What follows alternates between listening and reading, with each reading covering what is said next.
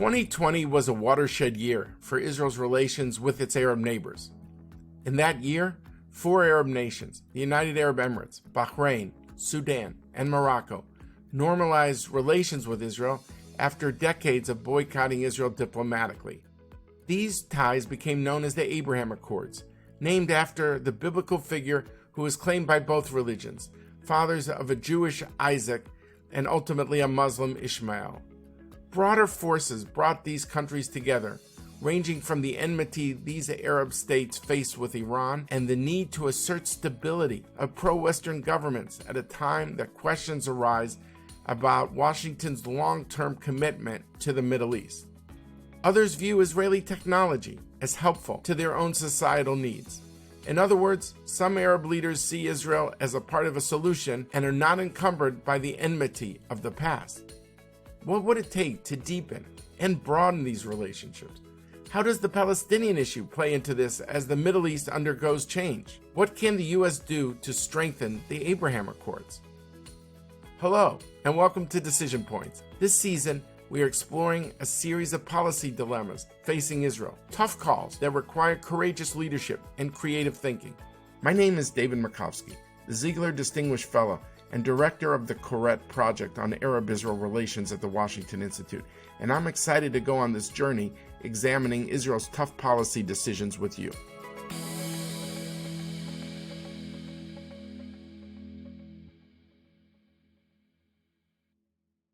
Having fought wars with Arab states on different fronts in 1948, 1967, and 1973, and other conflicts with Arab states in 1956 and 1982, it's not surprising that people thought the enmity between Arab states and Israel would last forever.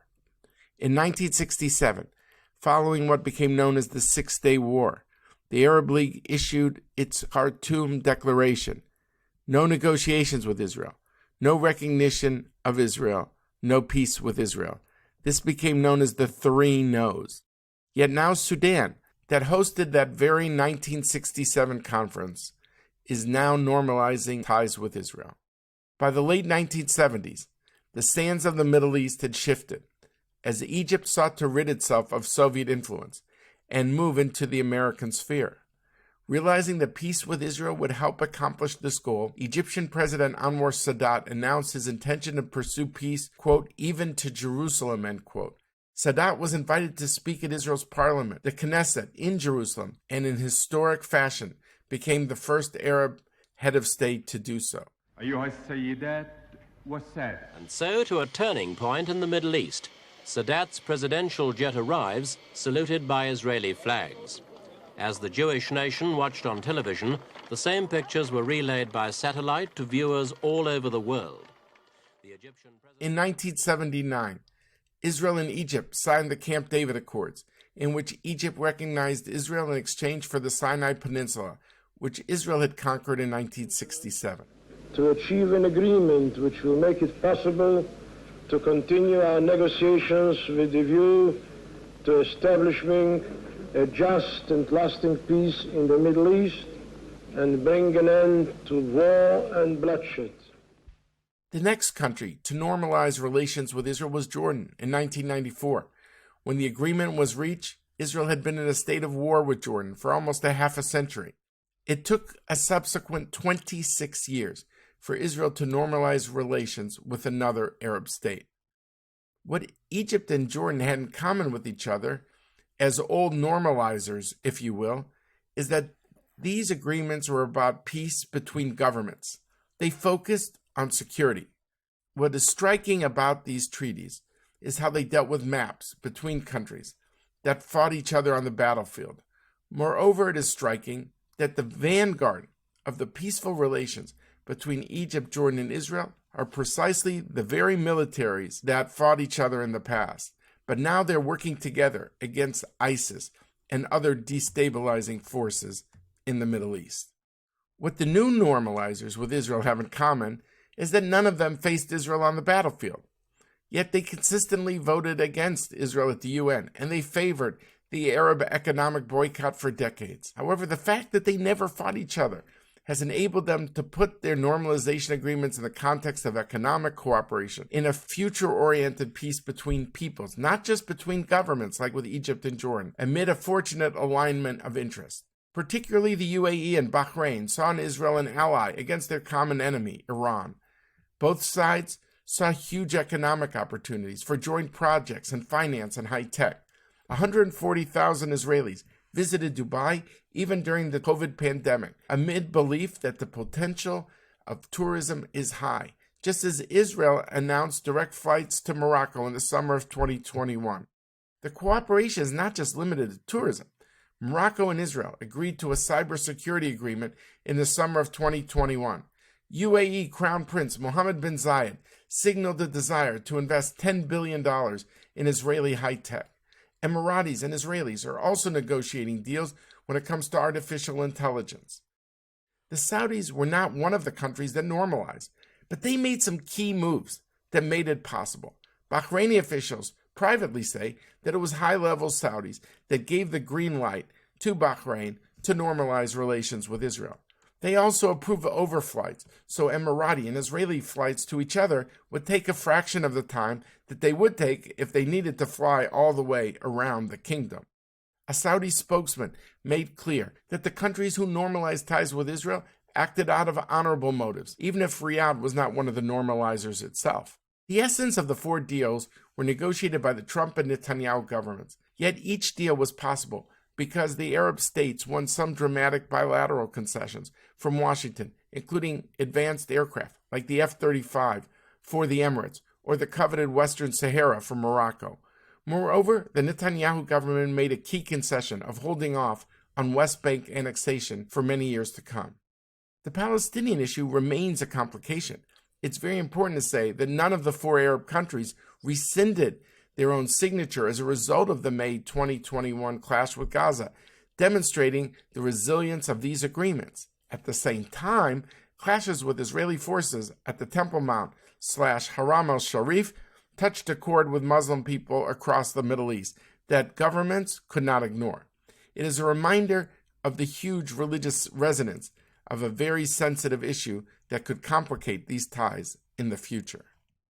What are the potential and limits of these new ties? What can and what should the Biden administration do to deepen these ties? And what about the big prize of normalization between Israel and Saudi Arabia? And how is it related to U.S.-Saudi relations or Israeli-Palestinian relations? How far can these new relations go?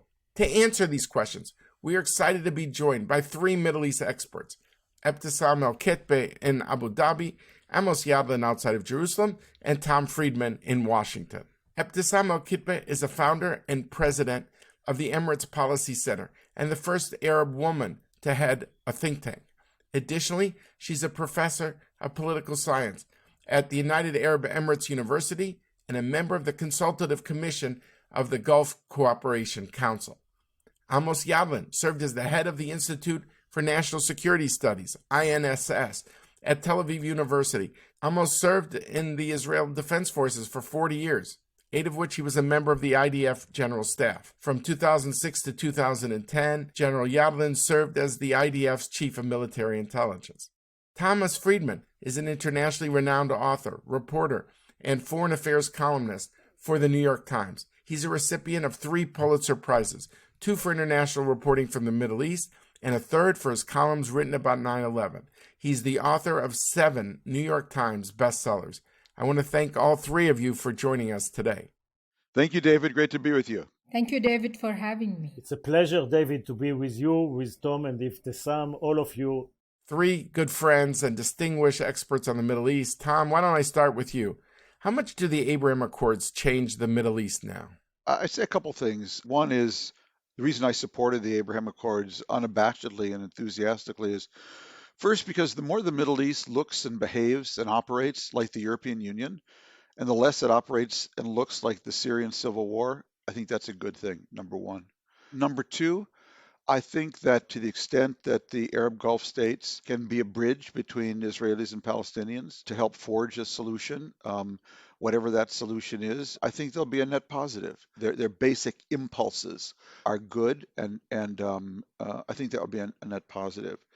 Third, I have a just kind of a personal take on this, David. I've always felt that the tension, the conflict, the stress between Jews and Muslims over the last century, which is a direct byproduct of the Jewish people's desire to return to their ancient homeland and Palestinian resistance to that. I always felt it was inorganic, not organic. I've always believed that if all Jews had lived in Arab Muslim countries, albeit even as second-class citizens for centuries, there'd be 6 million more Jews alive today.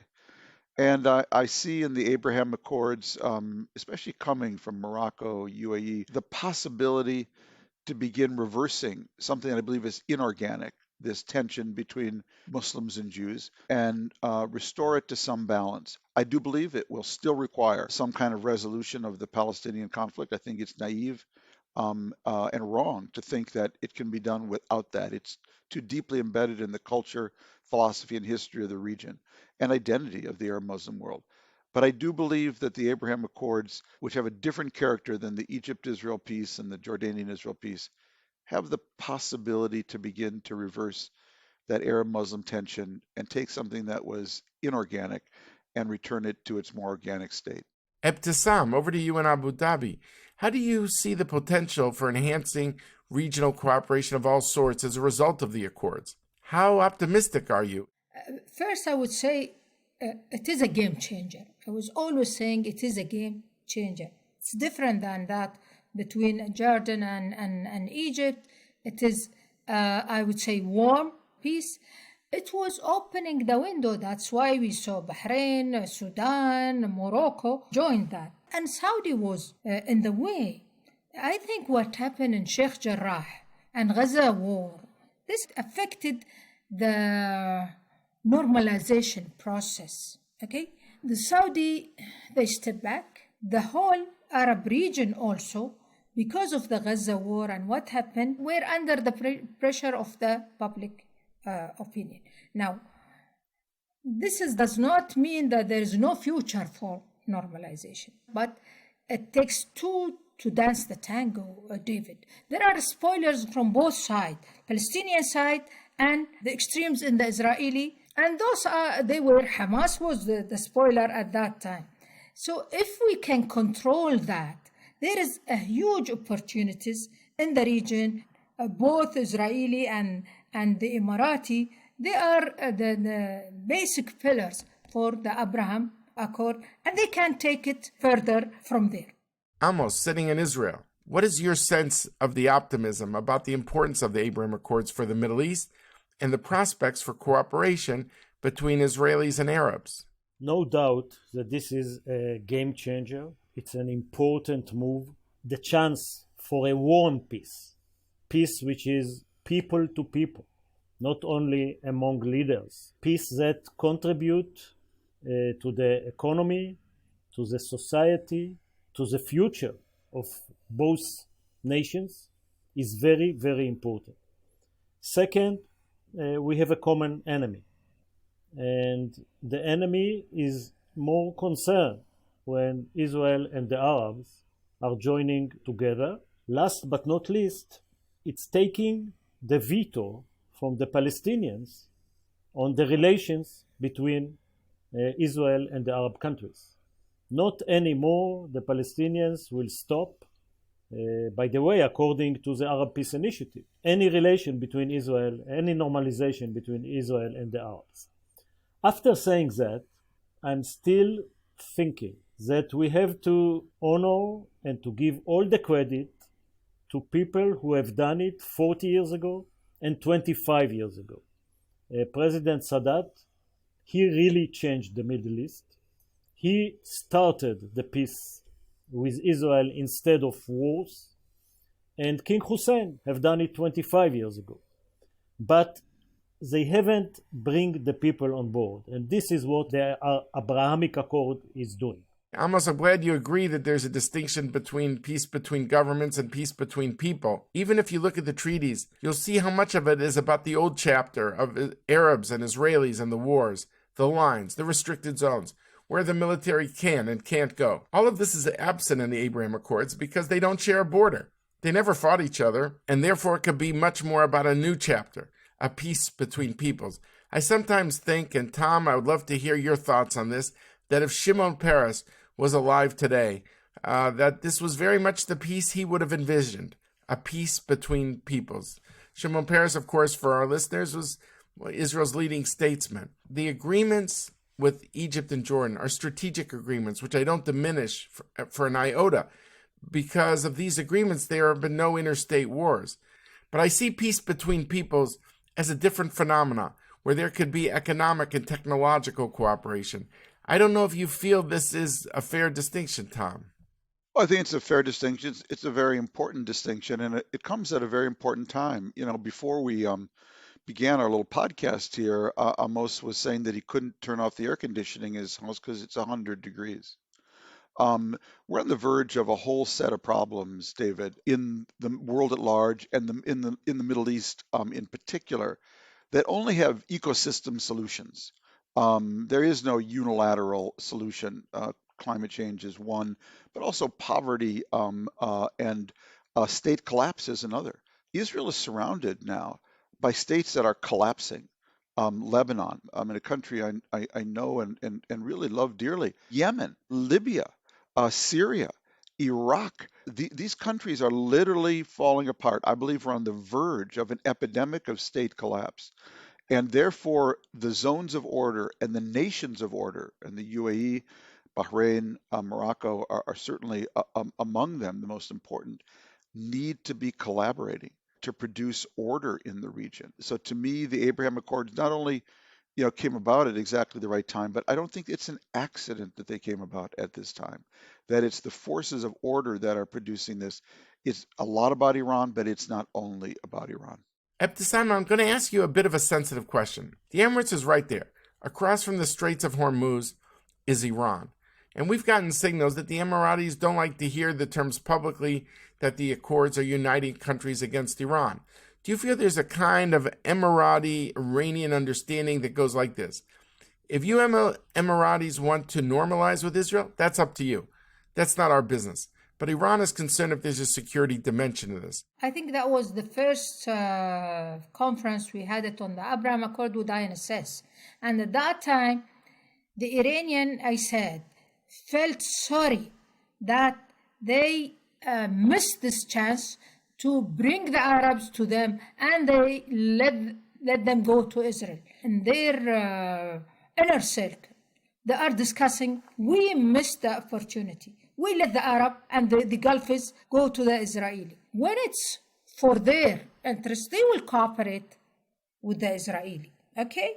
And their concern, yes, the security, and they can endanger our security or even the region. I think that the latest incidents in the Arab Sea, they will continue this. I would say they will not stop. They will continue. But always also their interest with UAE is more. They will calculate it, but they will be also, as they did with Aramco, there will be sometime miscalculation when they will cross the red lines. This will depends if they will feel that there is Israeli soldiers on the UAE shores, that might be caused that. But there is thinking in Iran now, I know, that how can we be part of that arc of stability? How can we benefit from that? You have two camps in Iran. Those whom they are pragmatic and those whom they are fanatic. Amos, to pick up on what Ebtissam just said, you're one of Israel's leading experts focusing on Iran. How do you think the Iranians view the Accords? Do you think they draw the distinction between normalization and security cooperation on their border? They really hate the Abrahamic Accord. They hate it politically, they hate it ideologically, and they have some concern on security. I think the defense issue is not an issue yet. Israel and Iran are in a shadow war everywhere. Everywhere in Syria, in Lebanon, in Gaza, in the Mediterranean, in Iraq, in Iran, in the Gulf of Oman. It is still under the threshold of full-scale war. None of us, neither the Iranians nor the Israelis, want to go to a full-scale war. But there is a shadow war here. And we will try to keep the UAE off this war. We don't want them to involve in this war. We have enough fronts. If the UAE will ask for something, mostly a defensive system, if they will ask for the Iron Dome because they're afraid of Iranian missiles, we will be happy to help. We don't need them as a bridge to Iran. We know how to reach Iran, not from the UAE. We want them to be safe from Iran. Tom, over to you. The Palestinians were mentioned earlier. They don't love the Abraham Accords at all. Some people who are critics want to say the Abraham Accords are a bypass road around the Palestinians. But there are others of us, and I've written about this, and I know you have, who say that this could be a bridge. Instead of thinking about how this hurts the Palestinian leverage, you could draw the support of the Gulf states to help the Palestinians. With a new Israeli government that says it wants to shrink the conflict. Of course, this is not the end, but the question is it a beginning? Could it be a start after a long period of stagnation of the last decade? How do you see the Abraham Accords as a bridge and not as a bypass road? Well, David, I'd say a couple things. One is that I kind of have a Jewish response to that question and a kind of Middle East strategic response. Anything, and if I were to be critical of the UAE on any issue, UAE and Bahrain, I think they're too diffident actually about supporting a two-state solution. I think they're wary of getting involved, and actually they I don't say that they're I don't mean this in any insulting way, but they actually don't have a deep textural feel for the politics of the West Bank, Gaza, and Israel. And I wish they had more of it because I think they have something very important to contribute, and that is to reinforce the Saudi peace initiative or the Arab peace initiative. The Jewish side of that answer, and there'll be a Jewish side of that answer and the Palestinian side of that answer. I believe the two-state solution today, keeping alive the two-state solution, that's all I'm looking for. There is no two-state solution in our near future. But keeping it alive is more important than ever. If you stand back and watch what happened here in the United States during the Gaza war, to me, the message, David, is loud and clear. If there is no two-state solution, if there's only a one-state solution, it will blow up every Jewish institution, every synagogue, every Jewish community, and every Hillel house on every American college campus. Because the question on the table will be, are you with a one-state Israel, the so-called apartheid Israel, or are you with a two-state Israel? And that will blow up every Jewish institution in America, and I believe around the world. And I think we should not underestimate that. So my goal right now is to keep the two-state solution alive, just as a potential. It's not around the corner at all, but I want to keep it alive. And I believe that the Gulf states have a huge role to play in keeping it alive, which is their interest as well, by simply supporting the Saudi peace initiative or the Arab peace initiative, whatever one wants to call it. And I think they need to be very clear about that. If I were the Gulf Arab states right now, the four new participants in the Israel Arab peace, I would open my embassy to Israel in West Jerusalem. I would open my embassy in Israel in West Jerusalem, not Tel Aviv, but I would open an embassy to the Palestinian state in Ramallah at the same time. I think that would be very hard for Israelis to oppose, and I think it symbolically would be very, very important to say we see the Palestinian Authority as a proto-state, the size of which will have to be negotiated with Israel. We see Israel, we recognize Israel as a Jewish state, its capital is in Jerusalem, and if I were them, I would move my embassy from Tel Aviv to Jerusalem, and open an embassy to Palestinians in Ramallah.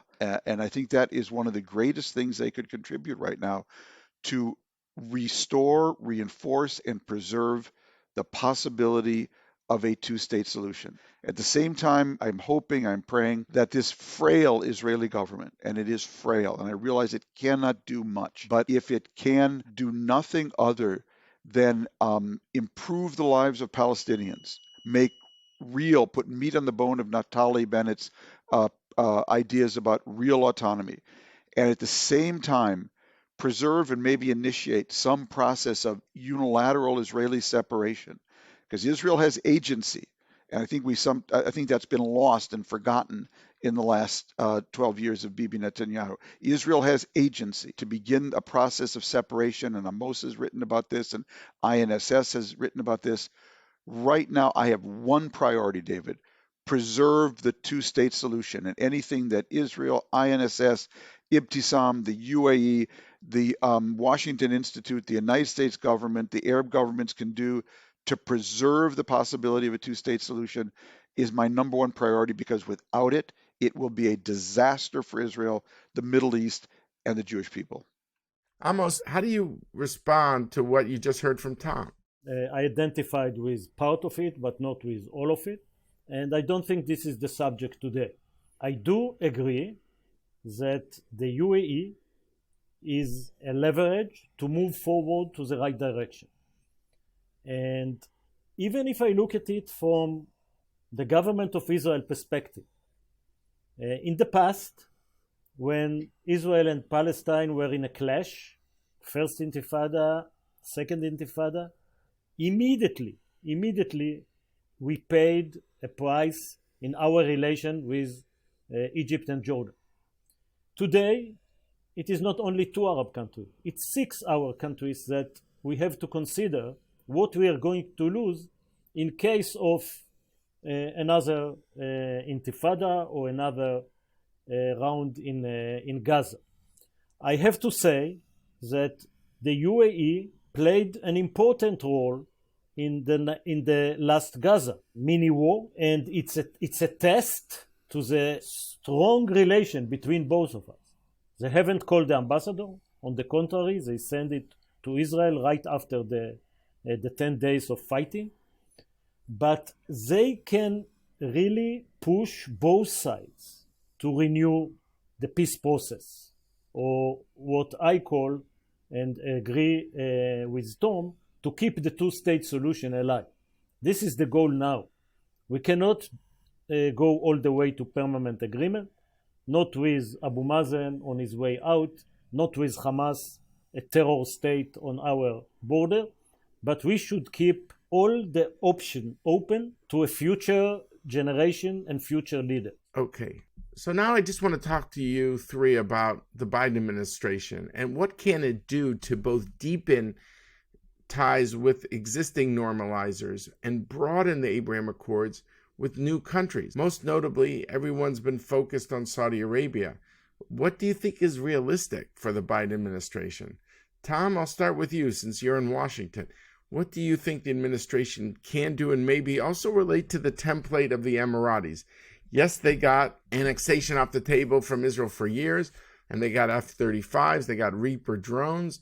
This idea of an Arab-U.S. bilateral trade-off, you could say this isn't new, as Egypt and Jordan also had military sales after peace agreements. What do you think is realistic in both regards? Well, David, it's a good question. I think there are a lot of cross currents, and you touched on many of them in your question. One thing I always find slightly amusing is people on the left who criticize the Abraham Accords by saying it was just an arms deal, to which I say, no, you mean there were arms involved? Oh my God, have you ever heard of F-16s in the Israel-Jordan peace? Not to mention $3 billion a year to Egypt for God knows how long. Guess what? In the Middle East, you get the big players to do the right thing for the wrong reasons. That's how you get big change. If you wait for everyone to do the right thing for the right reasons, you wait forever. Now, there's some cultural things, David, which you're aware of, that a lot of the Biden foreign policy people are Obama foreign policy people. And I'll put this bluntly, they didn't like the Gulfies. They didn't like the UAE. They didn't like Saudi Arabia. They didn't like the Gulfies. They felt they were too involved in our politics and that they wanted to drag us into a war with Iran. I'm not going to comment on the veracity of that. I'm just telling you that was the cultural posture of the Obama administration toward the Gulf Arabs. And, the Obama administration saw the JCPOA as solving America's problem. America's problem was we didn't want a nuclear Iran for 15 years because we thought it would destroy the Nuclear Non-Proliferation Treaty. That was our interest. That's how they saw it. Taking down the Iranian regime, destroying the Iranian nuclear program, they saw as not an American interest right now, but as an Israeli interest. And they saw the Gulf states as handmaidens in promoting that interest in Washington. I'm being very blunt here, but I think you'll agree that is the attitude. Now, I think the most important thing to know at the macro level about the Biden administration, you could watch what happened during the Hamas war and think, oh my God, the Democratic left, Ilhan Omar and the squad are now in charge of American foreign policy in the Middle East. That would be a complete misreading. It's misreading the signal for the noise. We want out of the Middle East. Now that attitude, that posture, coupled with the sort of resentment and suspicion of the Gulf Arabs, is in this mix now. And what the Biden people have to sort out is, to what extent do we want to own the Abraham Accords and vault them forward? To what extent, and the only way to really vault them forward is to bring Saudi Arabia into them and to use the leverage of Saudi Arabia. But they're not even talking to MBS, and they really don't like the Saudis either. So I think there's a lot of mixed feelings and cross currents here that, quite honestly, David, they haven't sorted out. Now, my view is get over it, be big boys. We have a fundamental American interest in widening and strengthening the Abraham Accords, in bringing Saudi Arabia into the Israeli-Palestinian peace equation and using that leverage to advance it. That, I think, is the real signal in the noise on that issue. That's our interest. But I would tell you, these are people who have an allergy to being involved in the Israeli-Palestinian conflict. They felt they were burned during the Obama years. They don't like a lot of these people culturally. And they don't like the idea of building on something that Trump and, oh my God, Jared Kushner built. And so they're going to have to sort out all of these mixed feelings. Ebtisam, what do you think about what Tom just said about the Biden administration broadening the accords, and if you think Saudi Arabia could join as well? Well, here, are we talking about United States interest or Biden administration interest or Obama's interest? If we are talking about U.S. interest, definitely you should support the Abraham Accord. Okay, you are leaving the region. Okay, and this is the only way to stabilize the region, having that agreement. Okay, encouraging the rest of the Arab world to be part of it, and they have a leverage on the Saudi. Okay, now the Saudi, they need them. They don't want, I think they are still under they want to get rid of everything Trump did. Maybe this is the only thing good Trump did. And I think this is an interest of United States. You have two regional powers. Now you need also to embolden the Israeli, embolden the Emirati. I think that this is the only chance. And we need all of us to cooperate to make it successful.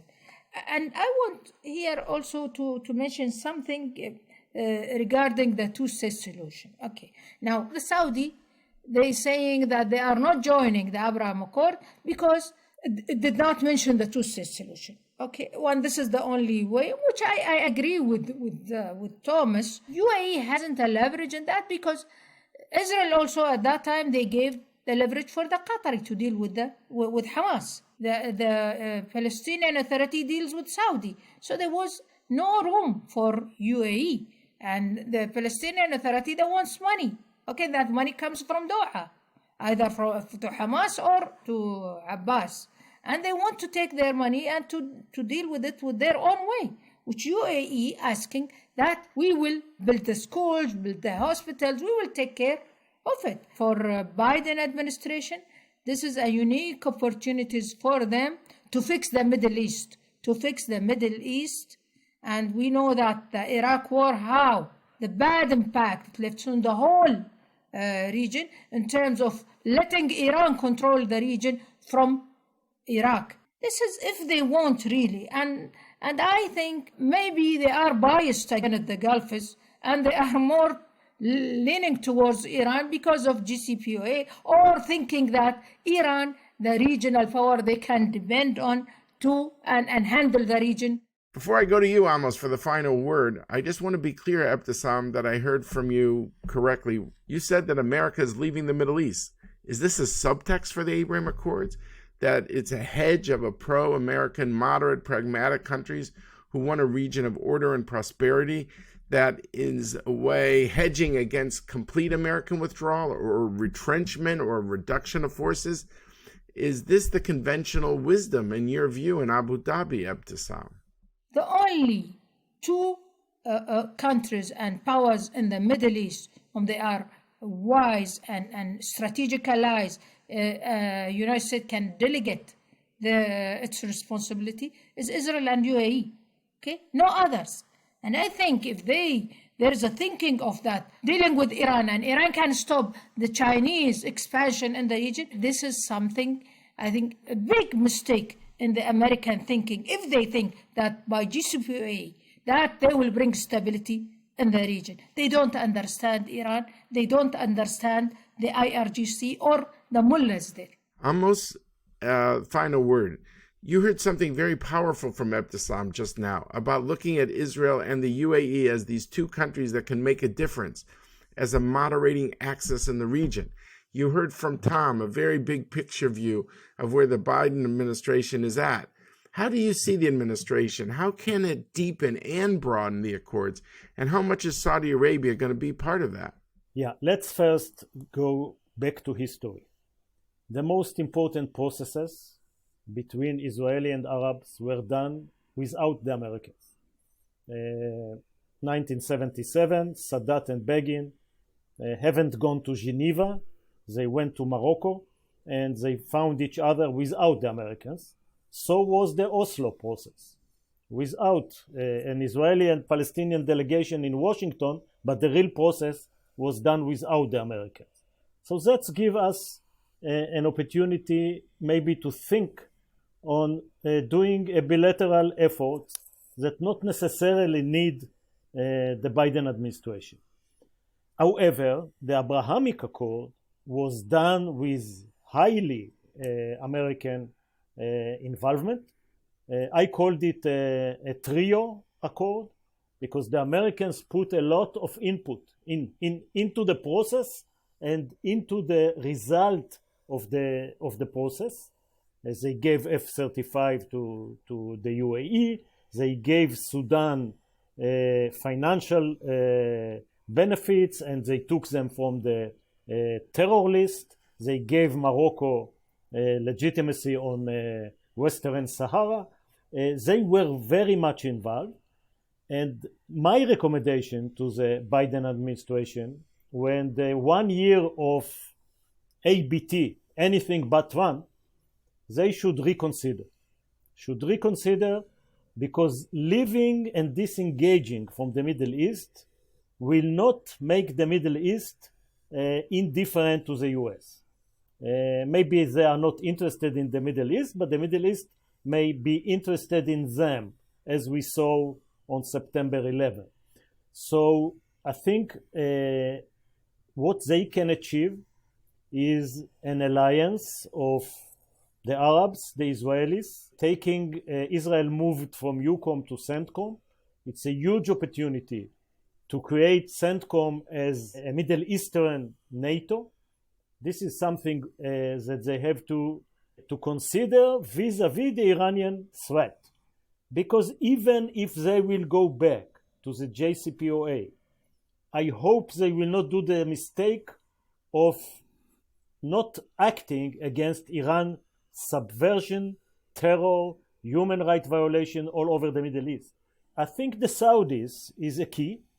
At that moment, all they are doing, I guess, is counting the years to 2024. We don't have this time, and I highly recommend to start a process that maybe will not get the sponsorship of the United States.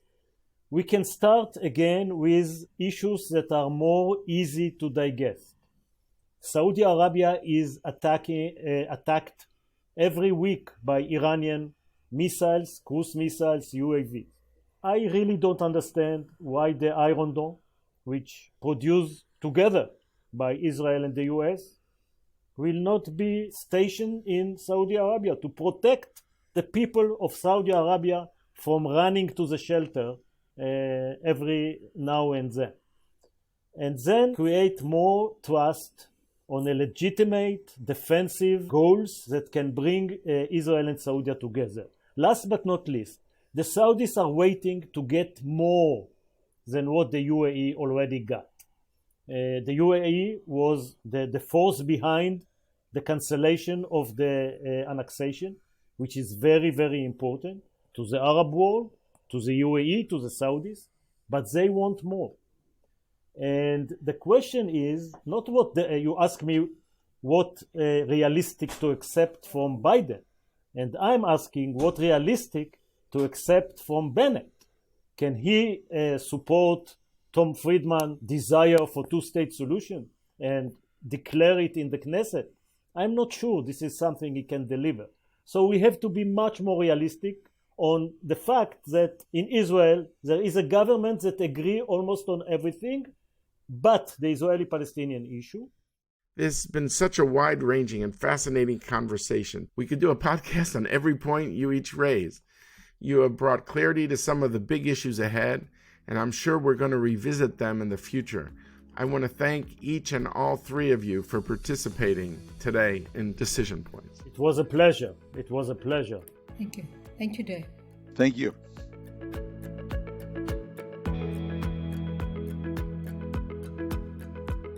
We are doing this podcast as we come up on the one-year anniversary of the Abraham Accords. It's important that we just heard from three noted Middle East analysts, joining us from three different capitals, and all agreeing on the same idea. Arab-Israel normalization is important to the Middle East.